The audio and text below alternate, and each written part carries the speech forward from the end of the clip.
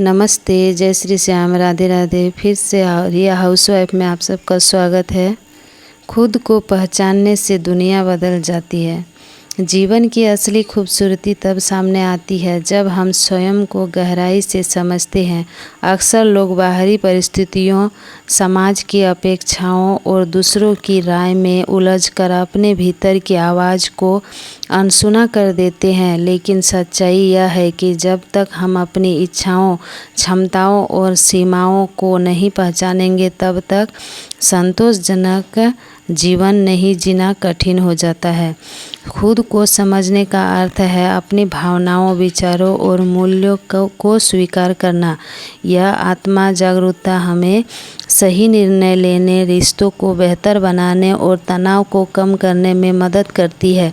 जब हम अपनी ताकत और कमजोरियों को पहचानते हैं तो जीवन की चुनौतियों को सामना अधिक आत्मविश्वास से कर पाते हैं। वो समझ केवल व्यक्तिगत विकास ही नहीं बल्कि आंतरिक शक्ति का भी मार्ग है। यही वह कारण है कि जीवन को बेहतर ढंग से जीने के लिए सबसे पहला कदम है खुद को जानना और उसी के अनुरूप आगे बढ़ना। हर वक्त हम अलग अलग तीव्रता के विचार प्रेषित करते हैं और उसी के अनुसार परिणाम भी हासिल करते हैं। हमारी विचार तरंगें न सिर्फ हमें प्रवाहित करती है बल्कि उनमें एक शक्ति होती है जो अन्य विचारों, परिस्थितियों, लोगों, चीज़ों और हमारे दिमाग में रसोपरी भाग्य को हमारी ओर आकर्षित करती है। हम प्रेम के विचार वैसे ही दूसरे विचारों को हमारी ओर आकर्षित करते हैं। परिस्थिति और परिवेश भी हमारे विचारों के सामंजस्य में होते हैं। क्रोध, ईर्ष्या, घृणा और द्वेष के विचार हमें वैसे ही कलुषित समूह के लोगों की ओर आकर्षित करेंगे। परिस्थितियाँ इनके प्रकट करेगी और बदले में हमें वही मिलेगा, ऐसे ही समान लोग। नई आदतें बनाना आसान नहीं लेकिन नामुमकिन भी नहीं। अगर आप दिल से चाहते हैं कि नई आदतें आपकी ज़िंदगी को बेहतर बनाए तो आप पहले कदम पर हैं। विश्वास और इच्छा शक्ति वो जिगरी है जो बदलाव की आग जलाती है। तब जब आपकी बुरी आदतें छोड़ने की इच्छा उसे बनाए रखने की चाहत से ज़्यादा मजबूत हो जाए तो समझ लीजिए आपने आधी जंग जीत ली है। छोटे छोटे कदम जैसे रोज़ 5 मिनट ध्यान करना या समय पर सोना बड़े बदलाव लाते हैं। खुद को याद दिलाए, मैं यह कर सकता हूँ। हर दिन एक नई शुरुआत है। अपनी प्रगति को सेलिब्रेट करें, चाहे वो कितनी भी छोटी हो, तो आज से शुरू करें। जब हम पीड़ादायी स्मृतियों में डूबे रहते हैं तो स्वस्थ संबंध का आनंद लेना कठिन हो जाता है। यह जुनून हमारी स्वयं की सराहना करने की क्षमता को बाधित करता है। इसके अलावा यह हमें दूसरों की सच्ची सराहना करने से रोकता है। हमें पीड़ा पहुंचाने वाली चीज़ों का हमारे धनात्मक संसाधनों पर एकाधिकार होता है। जाने देना हमें अपनी और दूसरों की देखभाल पर ध्यान केंद्रित करने के लिए मुक्त करता है। हम अधिक भावनात्मक रूप से उपस्थित हो जाते हैं जो हमें एक बेहतर मित्र, जीवन साथी और सहकर्मी बनने में सहायता करता है। क्या है ना, जब मन शुद्ध हो तभी शरीर स्वस्थ होता है। अपनी बीमारियों को अच्छे विचार या दवाइयों से भले प्रकार नहीं मिटाया जा सकता बल्कि हमें पहले अपने अच्छे विचारों से हमारे भीतर छिपे दुखों को मिटाना होगा। और हमारे अंदर के दुख जब अच्छे विचार से निर्मल हो जाएंगे तब हमारा शरीर भी स्वस्थ हो जाएगा। यह भी देखना होगा कि बीमारी किस हद तक बढ़ चुकी है। मन के दुखी ही बीमारियों के रूप में प्रकट होते हैं। इसलिए कहते हैं कि मन ही सूक्ष्म शरीर है। इसीलिए अच्छा जीवन बिताने के लिए रोज़ ये 6 काम ज़रूर करना चाहिए क्योंकि एक अच्छा और एक महान जीवन क्या है, यह अच्छी तरह जिए। सरल अर्थों में कहे तो अगर हर दिन अच्छी तरह जिएंगे तब जीवन खुद ब खुद अच्छा होगा। आज बेहतर करने पर एकाग्र हो तो पूरा जीवन अच्छा होगा। इसके लिए ये 6 तरीके अपनाएं। पहला नंबर में है, अपने दिन की शुरुआत 10 ऐसी चीज़ें लिख कर करें जिसके लिए आपको अपने जीवन में कृतज्ञ होना है, मसलन आपके रिश्ते, मित्र, कामकाज आदि।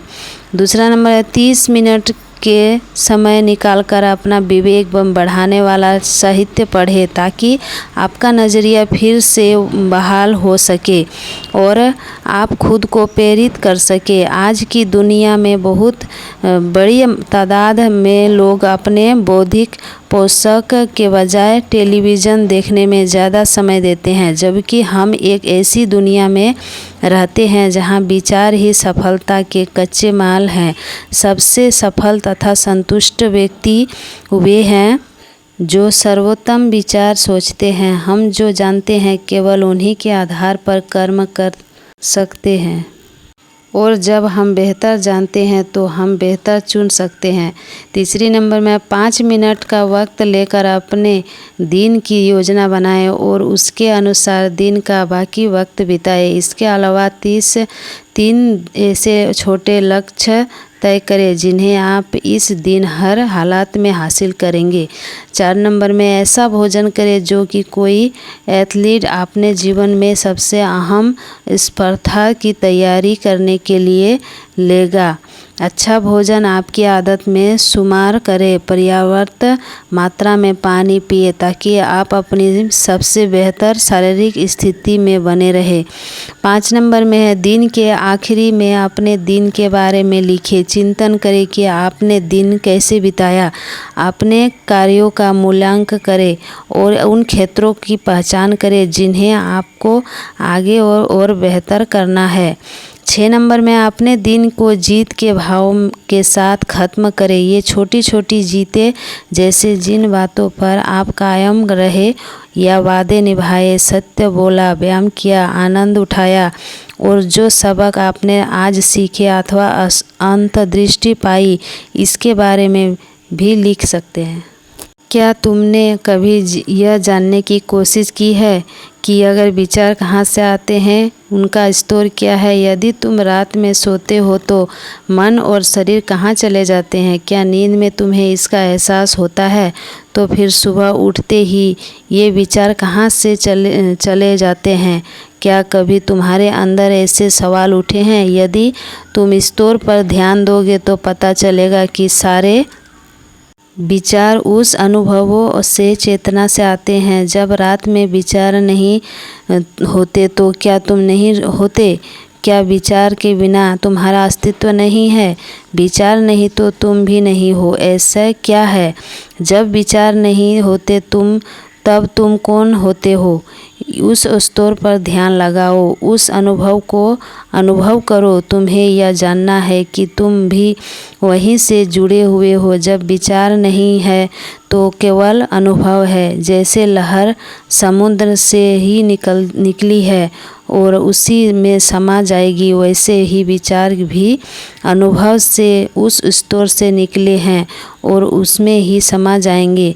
विचारों को भी उस अनुभव में समा जाना है, मगर अपने आप को अलग मानने वाले विचार विलीन होने से डरते हैं, क्योंकि उन विचारों का अस्तित्व खत्म होने लगता है और यह विचार हमेशा बने रहना चाहते हैं। विचारों को लगता है कि मैं नहीं रहूँगा तो क्या होगा, काम कैसे होंगे, मैं सोचता हूँ कि तभी तो क्या होते हैं, मेरी वजह से सारी क्रियाएं हो रही है। मगर तुम्हें यह समझना है कि विचार जहाँ से आ रहे हैं वहाँ से हमेशा आते रहे हैं और भविष्य में भी आते रहेंगे। जब तक स्तर है तब तक जीवन है। जब तक विचार आते रहेंगे, कार्य होते रहेंगे।